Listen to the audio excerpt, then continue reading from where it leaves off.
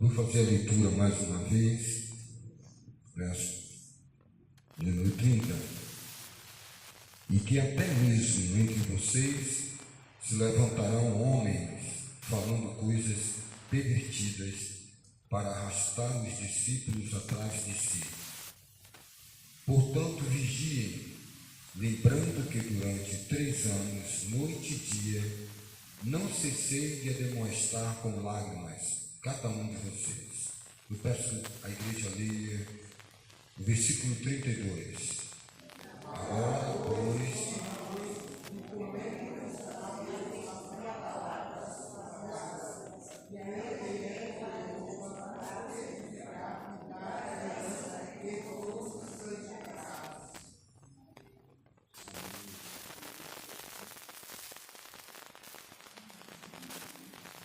amados irmãos,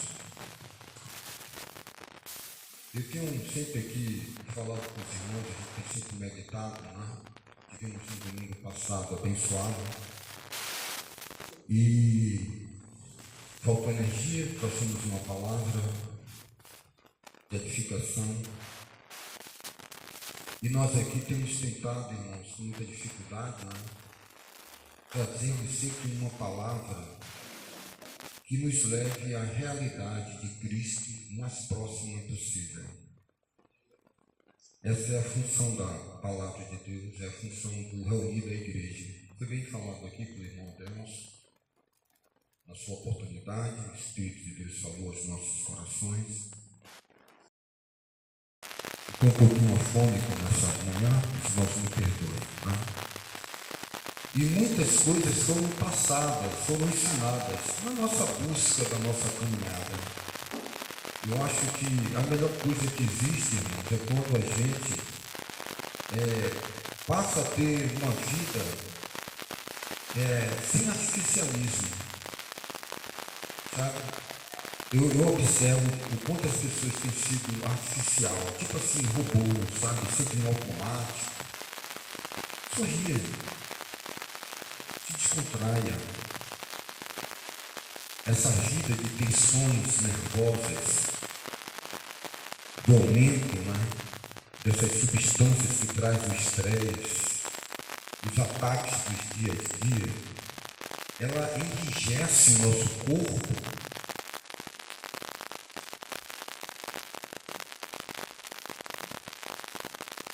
Parece que você está sempre armado para o ataque.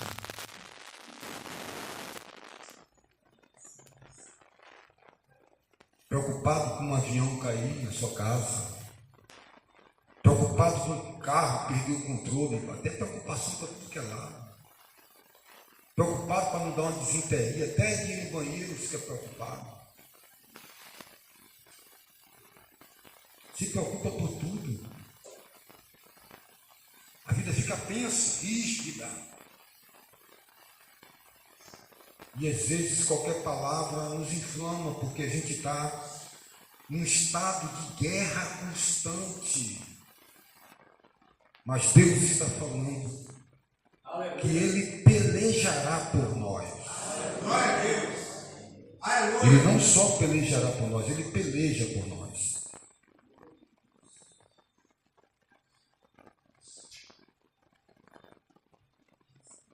Porque Ele é um Deus eterno. É um Deus grande, né? E muitas vezes a gente fica preocupado, e não são preocupações que nos fazem ser melhor. É sobre isso que eu quero falar aqui dentro desse texto que nós lemos. E eu quero aqui, em rápidas palavras, temos ali 36 minutos, eu vou tentar ao máximo ser eficiente aos irmãos. Esse é o papel. Paulo, o apóstolo, ele foi pregar o evangelho nas províncias da Ásia. Particularmente esse texto que nós lemos fala o período do apóstolo Paulo na cidade de Éfeso.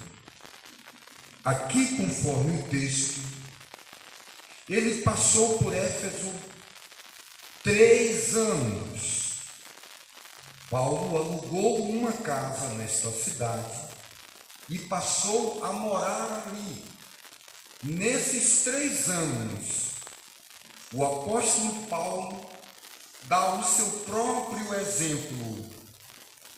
Ele fica de pé sobre os seus próprios pés.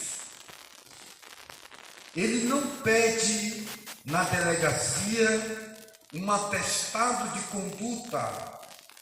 Ele não pede, quando a pessoa vai comprar numa loja, um avalista, alguém que possa se responsabilizar por ele. Ele não pede um currículo a uma determinada empresa que ele trabalhou para que alguém fale dele. Ele, com os irmãos ali, fala dele mesmo e dá o seu próprio exemplo. Isso me chama a atenção, que Paulo, ele olha para os irmãos, ele diz, vocês, não é a delegacia com papel e tinta que está me credenciando, não são convenções, não são currículos, não são avalistas, são seus olhos que me viram, que observaram minha conduta, que observaram o meu comportamento. E eu quero aqui ressaltar com vocês, qual foi o meu comportamento?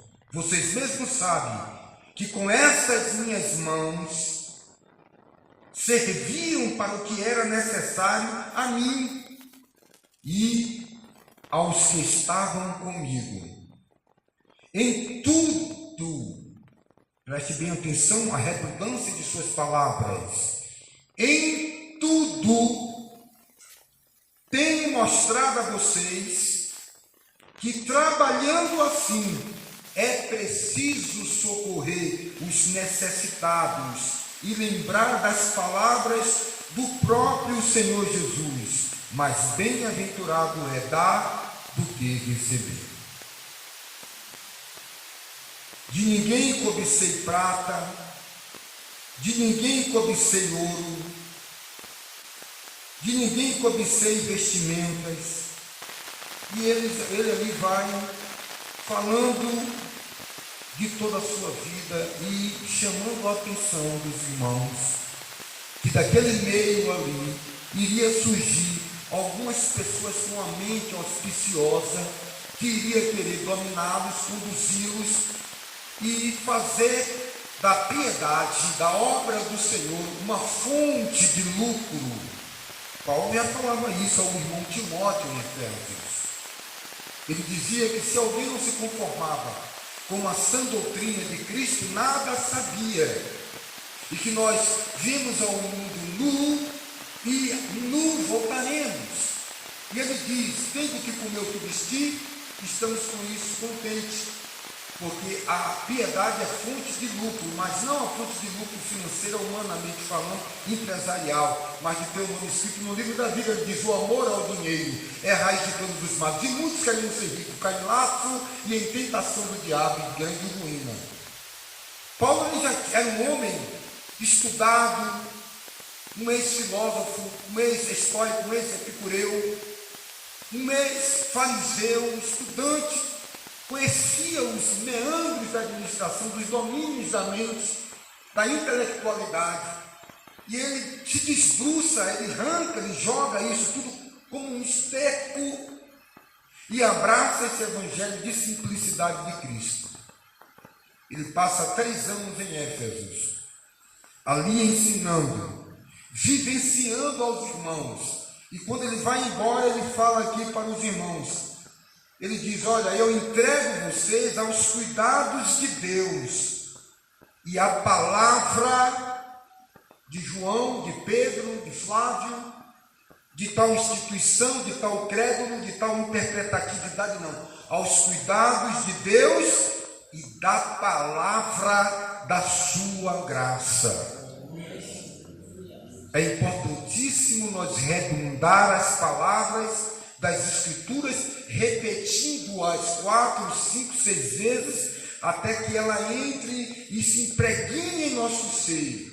Então eu tenho que orar a palavra, eu tenho que repeti-la, cuidados de Deus. E a palavra de quem? Da sua graça, a palavra da sua graça, para que o Espírito venha diluir essas verdades cristocêntricas e oxigenar as artérias do nosso cristianismo, da nossa vida espiritual. O que me chama a atenção quando eu leio a palavra de Deus é que tudo que é realizado, tudo que é movimentado na vida dos apóstolos, na vida do nosso exemplo, Jesus Cristo, é conduzir o homem a uma nova vida com Deus, através do arrependimento e da nova vida, viver em novidade de vida. Tudo que o Senhor Jesus ele traz, ele pega, ele arrasta, ele ilustra em suas parábolas. Ele pega o joio, ele pega o trigo, ele pega o pescador, ele pega a água, ele pega o peixe, ele pega o pão, ele vai pegando a pérola, ele vai pegando a dracma, ele vai pegando os elementos que o cercam da vida cotidiana e vai ilustrando com realidades espirituais, cujo qual nós não tínhamos como entender se ele falasse na linguagem do céu. Ele olha para Nicodemos e diz: eu estou lhe dando uma ilustração que é preciso nascer de novo. Nascer de novo porque você conhece esse fator do nascimento, dessa fase embrionária de 9 meses, biológica, de passar 9 meses no ventre da mãe, envolvido no líquido amniótico ali, e depois de 9 meses nascer. Então o reino de Deus é semelhante a isso aí. Você precisa nascer de novo, passar por um processo de novo. E Nicodemos sem entender, mas como? Eu digo, eu estou falando aqui com coisas aqui da terra. Então ele vai pegando alguém que varre a casa, limpa bem a casa, ele vai trazendo ilustrações espirituais. Ele vai falando de um homem que constrói a casa sobre areia. Ele já viu muito disso. Vem chuva, vem vento, vem as intempéries da vida, os problemas batem e aquela casa é grande, é ruína. Por maior, por mais linda que seja, por maior estrutura que seja e mais bela que seja, está sob um fundamento movediço, um fundamento irreal, ilusório, fictício, uma quimera, uma ilusão. A vida de Jesus é essa vida dinâmica. A vida de Jesus Cristo é essa vida que leva para nós realidades do reino, é a vida do reino. Os discípulos saem para ir comprar ali em Samaria, no centro, e traz talvez uma lassa de pão com uma banda de salame, e quando chega ali, comprado da bodega de seu Joaquim lá na esquina, e quando vem com aquele pacote de broa, uma comida, uma merenda, mestre, aqui está uma mortadela, uma lata de sardinha para o senhor comer, e ali ele disse: a minha comida é fazer a vontade do Pai que me enviou. Um homem todo envolvido. É esse Jesus Cristo que é apresentado, todo incluso na sua obra, focado em Cristo, usando todos os seus recursos para Cristo. E aqui tem o apóstolo Paulo, ele em um determinado momento da sua vida, ele disse assim: olha, irmãos, é justo o obreiro viver do seu salário. É justo, como Pedro vai fazer a obra missionária e outros apóstolos, leva a sua família e a igreja ali ajuda, porque eles não trabalham no trabalho físico, eles estão 24 horas de relógio focados ali. O apóstolo Paulo ele diz: olha, irmão, aqueles que são fiéis na doutrina, dupla honra, financeiramente falando. Ele diz: não matarás a boca do boi que debulha, porque o boi trabalha moendo e é justo que ele se alimente daquilo que ele está moendo. Mas eu, amado irmãos, tenho evitado cobrar um salário, eu tenho evitado chegar e ter uma base financeira. Não é que eu não tenho direito, é porque eu penso que eu quero evitar trazer dificuldades para alguém de mão fechada, ranzinza, alguém ambicioso que não entende essas coisas espirituais. E eu não quero trazer dificuldade, então eu trabalho, não que eu tenha direito, eu me faço de tolo para ganhar um tolo. Ele era esse homem que não estava condenando os outros, mas fazia de tudo, se esforçava e disse: olha, irmãos, eu nem vou comer carne, que eu gosto de um churrasquinho, e nem vou beber vinho, que é uma tradição nossa, Israel, judaica, e nem vou fazer qualquer outra coisa que escandalize um irmão, porque se eu fizer isso, não estarei na lei do amor. Essa era a largueza, a suavidade, a leveza daquele que tira os pesos, os dogmas, as engrenagens engripadas, a dificuldade de desenvoltura, de flexibilidade, de desempenho, de dinâmica na jornada. Ele vai limpando todas as dificuldades do caminho para poder, como João Bunha no livro O Peregrino, ter uma leveza, não trazer nenhum encargos, nenhuma dificuldade. Ele mesmo diz, um dos escritores, o escritor de Hebreus, ele fala sobre galhos, sobre dificuldades que possam amarrar a sua caminhada na desenvoltura, empecilhos que possam vir neutralizar o seu poder de ação.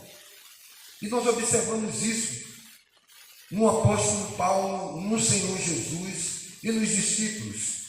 O apóstolo Pedro chega a dizer que aqueles que vivem do solo da igreja não deveriam viver com ambição, mas dentro de uma realidade. Você vê que todas as coisas, todos os elementos externos da vida, do sistema, eles procuravam arrastar isso para dentro das Escrituras. Obviamente que ele não trazia coisas do pecado, que ele não trazia coisas abomináveis, mas do cotidiano. Ele arrastava isso para a realidade daquele que renova a sua mente pelo Espírito. Não sair do Espírito para moldar o Espírito com os elementos do mundo, mas trazer essa realidade a favor do Evangelho. Exemplo: se eu tenho uma bicicleta, eu posso pegar essa bicicleta e botar uma caixinha de som e evangelizar, louvado seja Deus. Se eu tenho lá na minha casa um muro e eu colocar um versículo: Jesus Cristo tem um plano na sua vida, obviamente. Quando eu ando aqui em Curitiba, Ilhéus, Itabuna, todas essas regiões que eu tenho andado, alguém que eu tenho certeza que vou conhecer no céu, ele pega aquelas placas de forro branco, corta, não tem uma caligrafia muito, não é algo formal, mas em letras garrafais dá para entender. Ele escreve: Jesus está voltando, Jesus vem, arrependa-se. Nas praças, nesse recôncavo, nessa Bahia, onde eu vou, eu tenho andado, não sei como é que ele faz esse trabalho. Se é algum caminhoneiro, que Deus abençoe a vida desse rapaz. Está lá aqueles pedaços de placa de forro branco, desse tamanho aqui, pequenininho, amarrado num poste e tal. Todas as coisas que nós temos, devemos lutar para angariar tesouros nos céus. Paulo chega a dizer aos ricos: olha, não é pecado ser rico, mas você que tem uma babinha, tem um dinheirozinho, olha, seja rico para com Deus como? Ajude os necessitados. Paulo fala aqui: eu trabalho para manter minha vida e também ajudar aqueles que estão comigo, para não ser pesado e não criar nenhum empecilho. Vão vir muitos aí. E a gente tem que começar a fazer uma análise. Ontem eu conversava com o diácono Adalto, ele veio me fazer uma visita com sua família, sentiu vontade de me ver.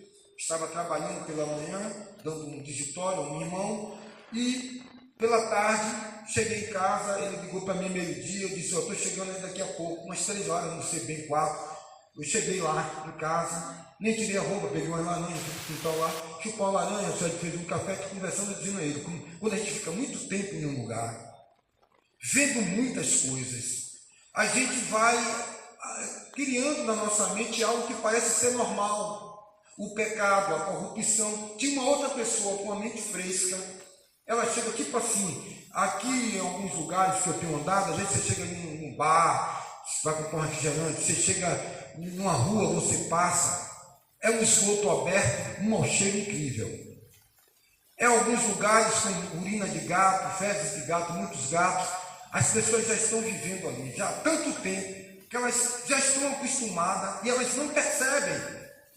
Está ali já 2, 3 horas de relógio, a mente já se adaptou àquilo ali, até mesmo por questão de dizer assim, não, eu estou consolado aqui, a minha vida é essa, então eu não tenho mais que estar, lutou contra aquilo, e agora se entregou, não conseguiu mudar aquela situação, a pessoa não se acomoda, não se acostuma assim, até por sobrevivência. E aí você fala, mas meu Deus do céu, que mau cheiro é esse aí? É um esgoto no fundo de casa, é uma fossa que caiu, né? É o que é fezes de gato, é urina de gato, que a pessoa da casa já está acostumada, quando fica a pessoa de fora, percebe, a pessoa que não tem uma higiene no corpo, não toma banho, está ali, não percebe mais o cheiro, porque se acostumou. E quando a gente fica muito tempo em um lugar, muito tempo em um ambiente, até no mundo espiritual, a gente pode começar a ter um modo de prática e estar acomodado, locado ali, numa zona de conforto psicologicamente por questões fleumáticas, de não querer mais lutar contra as mudanças que é necessário fazer. E aí a gente vai comendo gato por lebre e está tudo tranquilo, normal, mas nós precisamos ter uma mente viva, precisamos ter uma mente fresca para detectar problemas. E nós vamos observando a prática e a vida dos apóstolos, e vamos observando a vida de Jesus Cristo, e devemos fazer uma leitura pela palavra como ponto base de ler a vida do outro. As Escrituras vão nos orientando. Uma árvore má não pode dar bons frutos. Como você é mau e quer dar bons frutos? Como eu não tenho o Espírito Santo e posso dar o fruto do Espírito Santo? Quais as características das Escrituras para uma vida que tem o Espírito Santo? Primeiro, para me ter o Espírito Santo, eu preciso me arrepender, abandonar as velhas práticas, passar por um novo nascimento. Esse novo nascimento é aquilo que eu me convenci que era errado, que eu me arrependo e passo a não praticar mais. Esse é o arrependimento. Jesus disse, o pai disse, vá para o filho disse, eu vou, e não foi. O outro disse, não vou, e foi. E aí Jesus pergunta, quem se arrependeu? Foi o que disse que ia? É o que disse que vai fazer? Ou a atitude? Então as palavras não significam nada no mundo, no universo da oração e no mundo espiritual, mas a prática. O falar é uma coisa, o viver é outra. E a gente vai vendo as características, né? Não se colhe uva de pé de espinho, não se colhe jaca do pé de melancia, né? Se colhe abrolhos do pé de abrolhos, espinho do pé de espinho. E nós vamos fazendo uma analogia, uma simetria, uma semelhança entre a palavra de Deus e entre a vida daquelas pessoas. Então é isso que Paulo fala, olhe para mim, veja vocês, ninguém que está dizendo, você com seus olhos, com a sua mente racional, com a sua consciência, olhe e observe como é a vida e o exemplo de Jesus e de todos que seguiram Jesus. Se não se encaixa, apartai-vos de mim, maldito, que não vos conheço. Mas eu curei, mas eu expulsei demônio, mas a palavra está mostrando que essa atitude, que não devemos possuir tesouros na terra, que não devemos ter uma vida aqui, até fio de ouro, Paulo fala, irmãos, quando for costurar vestir uma roupa, se vista com modéstia. Porque até nossa forma de viver pode fazer o irmão se sentir inferior.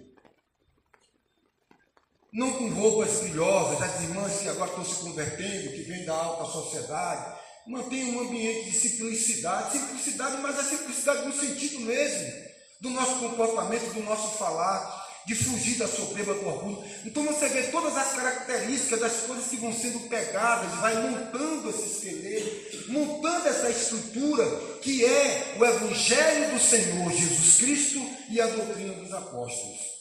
Então Paulo ele diz, passou 3 anos em Efésios. E o que é que, na cidade de Efésios, e o que é que Paulo fez lá em Éfeso?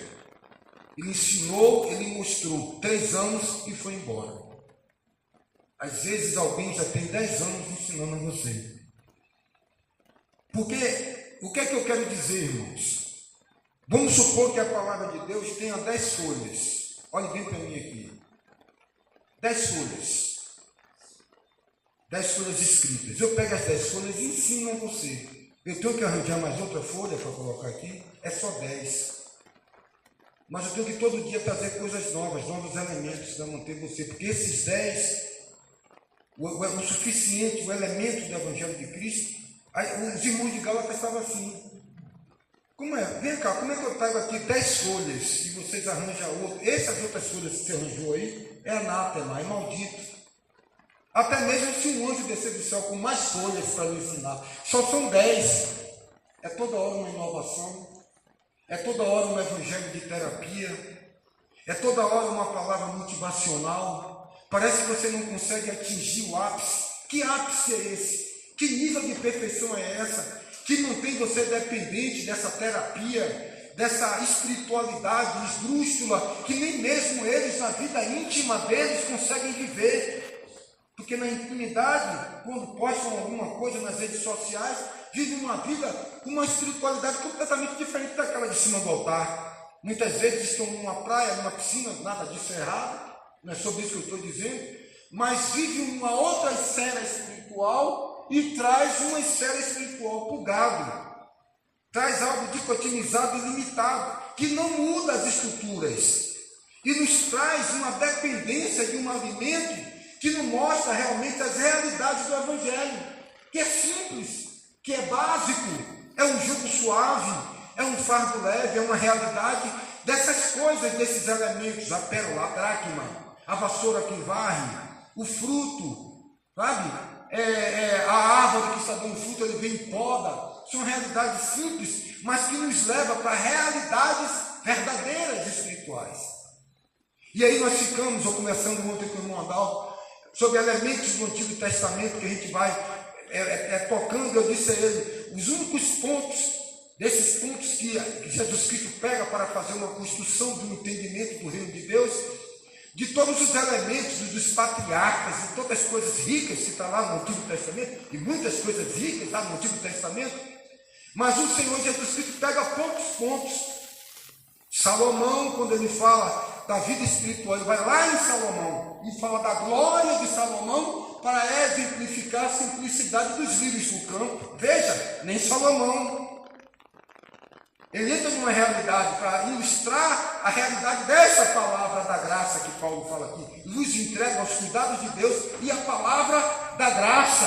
Aleluia. Então Jesus vai falar de Salomão para falar da glória do segundo templo, das estruturas judaicas do Antigo Testamento. Não, isso vai acabar aqui comigo, com Jesus.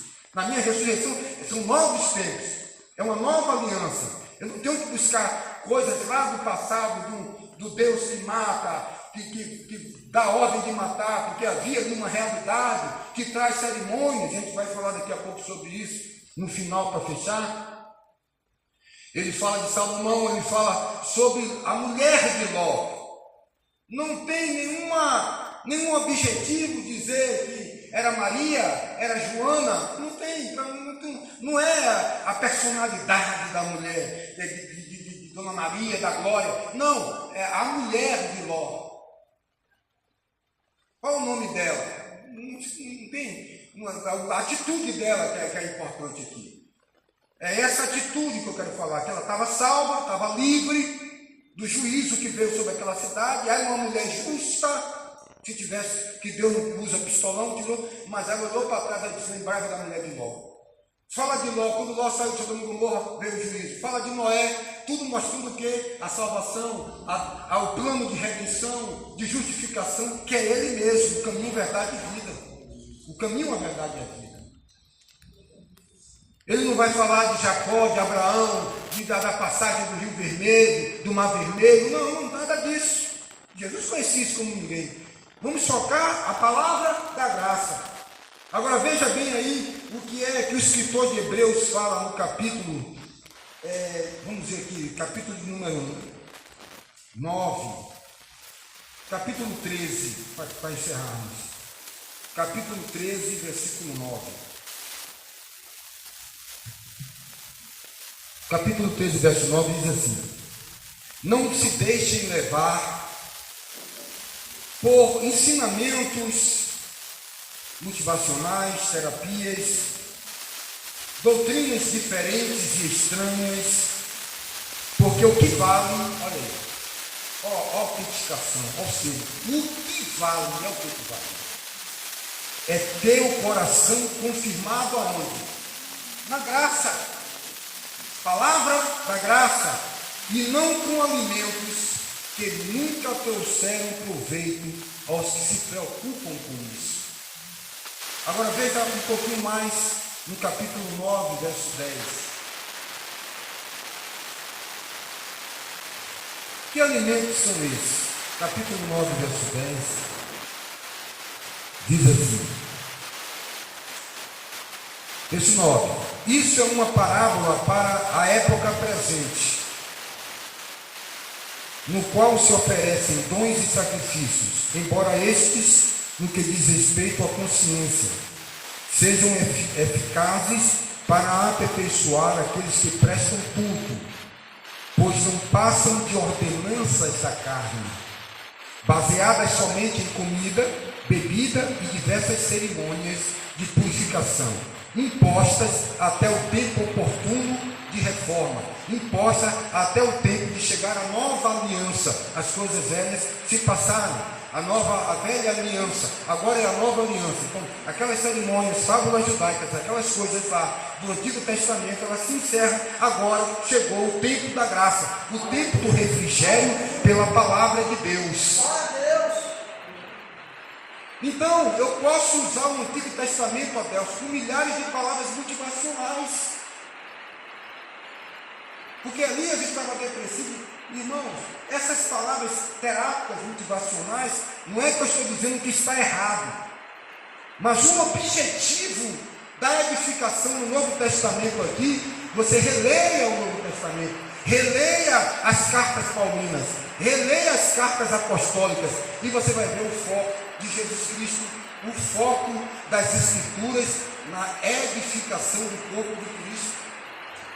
É tanto que nessas festividades, nessas cerimônias que estão por aí, não se fala do amor mútuo, não se aproveita o impacto de uma reunião com 3, 4, 5 mil irmãos para ventilar a realidade do Evangelho, que é viver amando aquele que eu posso ver. Você vai ver sempre uma mensagem muito bonita, impactante, com frases de efeito, voltada para uma teologia, quando não da prosperidade, mas mexer com os nossos problemas, que precisamos de uma terapia ou de um impulso motivacional, que você pode ouvir em qualquer palestra dessas vezes. Eu canso de ver palestras empresariais, onde se recita textos da palavra de Deus, e usa até como tomada de decisão, de início, porque vivemos hoje numa nação que é quase 70% evangélica. O objetivo de Paulo, dos apóstolos, foi focado nisso aqui, de uma palavra que nos conduza a uma evolução espiritual que seja real. Porque quando você vai ver o fruto dessas palavras, se continua uma mesmice, e nesses ambientes continua reinando o pecado, reinando a injustiça, reinando a desigualdade, reinando a hierarquia entre os dirigentes e entre as membresias. Sempre se ouve aquelas coisas que se coa um mosquito e engole um camelo, em atos de hipocrisia. E aí você diz, toda essa apoteose, todo esse vislumbre da palavra tem nos levado a que caminho, Deus? Qual é o objetivo? Porque Cristo, aqui eu falei, abarca, traz tudo para a edificação com elementos simples. Paulo, em 2 anos em Éfeso, está ali, batendo certinho ali para os irmãos, vai embora, ponto, você já aprendeu as 10 folhas. Mas parece que não é suficiente o Evangelho de Cristo. Parece que as pessoas querem trazer outras realidades que não são as realidades do Evangelho, para mantê-los dentro de um cativeiro religioso, teológico. É por isso, irmã Márcia, que muitos estão cansados com essa espiritualidade, que não suportam mais manter uma vida reta, em pé diante de Deus. Acho impossível ser um cristão. Porque são todo dia elementos novos que são colocados e que o Espírito Santo não pode oxigenar a sua vida em verdade e em graça como a vida espiritual, porque são elementos que não são dirigidos por Deus para nós. O Evangelho é simples, meu filho. É viver dentro da dicotomia da sua realidade. Casa, trabalho, família, em primeiro lugar, Deus. Os valores do reino é o quê? É ir lá no Rio Grande tomar um mergulho, é fazer um ritual de purificação, acender incenso, é descarrego, é campanha, é encargos sociais, a cabeça do camarada está pesada, ele chega em muitas reuniões, entra cheio, sai mais cheio de problemas, de cansaço, de enfado. Parece até que você tem que ser um superastro, um popstar. Meu Deus, para eu não consigo atingir esse nível espiritual desse pregador, desse pastor, porque ele passa uma espiritualidade, ele tem um carro do ano, ele tem uma vida completamente diferente, é um popstar da vida hollywoodiana. Parece que é inatingível. Isso me dá uma margem para continuar tentando atingir aquilo que não somos humanos e humildes. Diz que os irmãos choraram, pularam no pescoço de Paulo, beijaram, abraçaram, dobraram o joelho na beira da praia, o barco ali parado, porque sabia que ele ia para Jerusalém e ele já tinha dito que ia tomar muita cacetada a Paulo e que talvez não voltaria mais junto àquele lugar. O Evangelho é isso. As pisadas, as pegadas de Cristo. De forma natural, Bíblia na mão, palavra no coração, luz do caminho, ali, é isso, é o alvo, é aqui, eu bem com Pedro, eu não posso estar bem com o Tarcísio, estar bem com fulano, bem com Ciclano, bem com o Ian, bem com o Antônio, bem com o Silvio, bem, Pedro, ganhei, estou bem com ele, agora irmã, beleza, estou vivendo com ele, vizinho, simples, não é abraçar tudo, sua cabeça poca. As pressões focam, cadê essa prosperidade, cadê essa promessa de Deus? Aí vem e vai entrando nas depressões, na angústia de uma vida muitas vezes de metas inatingíveis. Passe por este vale, pela vida física, com seus problemas, com suas cargas, mas alguém é o teu consolador. Alguém divide esse peso com você, o Espírito Santo. É a igreja verdadeira do Senhor Jesus. Jesus é a aliança entre você e eu. Essa é a realidade. Não de viver uma vida insensível, que não tem dor, que não tem problema, e dizer, eu não sou crente fiel, meu Deus. Olha que a vida de fulano. Olha a vida de Quelé como está. Olha a vida de Bertano como é que está. Eu sou um cocô, eu sou uma merda. Deus não me ama, Deus não me quer, porque parece que você tem que ser o rei, tem que ser o inatingível, o que não faz xixi, o que não dorme, é uma vida sobre-humana. Pare. Deus é humano, anda no meio de nós e não se envergonhe de ser chamado de irmão. Precisamos de uma vida de ser humano dentro desta limitação física. Você não aguenta 40, 50 dias de jejum humano. Morre de inanição, de fome, de sede. Então tudo tem que ter um limite, uma administração. Deus não quer que você seja uma Mulher Maravilha, um Batman, um peso, algo. Sua vida é maravilhosa, irmão. Sua vida é maravilhosa, irmã Elza. Sua vida é maravilhosa, irmão Cris. Não tema, essa é a realidade que Deus lhe deu. Ele disse, tome, Deus foi grato com você.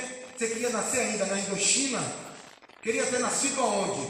Em El Salvador, na Venezuela, em Cuba, na Coreia do Norte. Deus te colocou aí, essa é a realidade de um Deus de amor, que colocou Tata para ser sua esposa. Aleluia, aleluia. Que colocou Adelso para ser seu marido. Essa é a realidade. Deus não pegou, encheu a mão de semente, de arroz, chegou lá no meio do mato e toma cambada. Aí tu cai com o céu se embolando, vem daí aqui em Muritiba. Não. Deus tem ordem, é soberano. Tudo está dentro do seu poder. Então pare de ficar desgraçando a sua vida com maledicência, maldizendo a tua sorte, aquilo que Deus te colocou, o filho que Ele lhe deu, o vizinho que Ele te deu, foi aí que Deus te colocou, foi isso que José entendeu. Aí eu vou lá para o Antigo Testamento, aí sim eu posso usar uma ilustração e trazer para o tempo da graça, quando José compreendeu sempre a tipologia de Jesus Cristo, lá no Egito, e ele diz assim quando teve um filho, o nome dele é Benjamim, porque Deus me fez prosperar aqui, na terra da minha aflição. Essa é a realidade. E Jacó vai e coloca o nome do seu filho. Deus me fez prosperar. Aleluia. Foi aqui nessa dificuldade. É aí.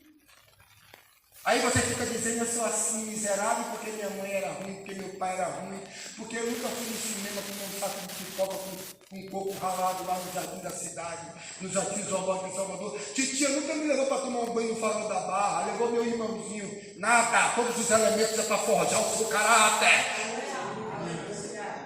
É para você ser forte, firme. Então, irmãos, nós temos que compreender isso. Fazer essa leitura e trazer todas essas realidades para esse Evangelho de Cristo, da salvação. Edifica, aleluia. Eu como desse pão, eu bebo desse cálice. É bom, vamos lá. A palavra está aí, é isso que nós precisamos. Que nós possamos compreender, irmãos. Esse Evangelho, lê as cartas paulinas e lê o Evangelho, porque estas prosperidades e esses sucessos religiosos, não se engane com a evolução de Laodiceia. Preste atenção. Não tome como selo de aprovação de Deus o cargo do pastorzão. Não tome como aprovação de Deus a intelectualidade das palavras e o grau de conhecimento racional. Não. Tome como registro e carimbo de Deus o fruto do Espírito Santo. O viver na palavra.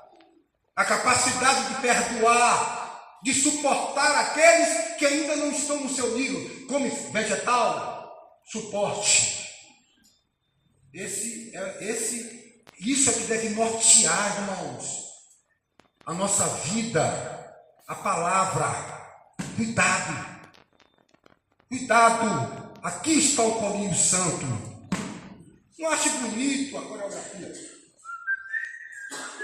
a arte bonita, muito belo, muita roupa bonita, tudo beleza, maravilha, muito bem. Mas se Jesus não estiver aprovando, se não for pelo fruto da palavra, é só beleza e arte cênica.